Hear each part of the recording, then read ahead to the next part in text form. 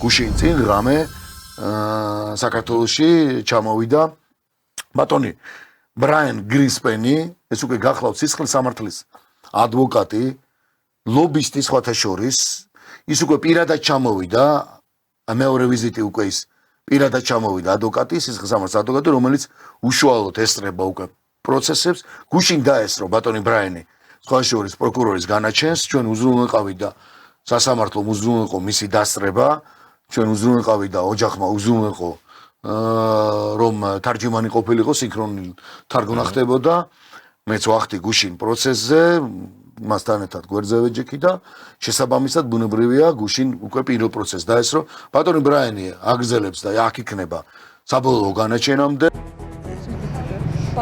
My name is Brian Greenspan. მე მქვია ბრაიან გრინსპენი. ვარ ტორონტოდან, კანადიდან. უკვე 52 წელია, რაც კანადაში სისხლის სამართლის სასამართლო და სააპელაციო ადვოკატი ვარ. აქ ვიმყოფები, რათა დავაკვირდე ბრალდების მხარის მიერ დღეს წარმოდგენილ მასალებს.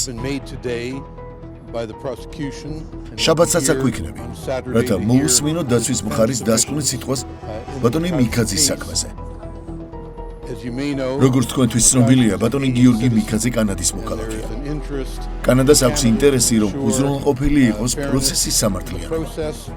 ჩვენ აქ ვართ იმისთვის, რომ დავაკვირდეთ და შევინარჩუნოთ ჩვენი პოზიცია პროცესის სამართლიანად და დაბალანსებულად წარმართვის უზრუნველსაყოფად. The process is fair and a balanced process.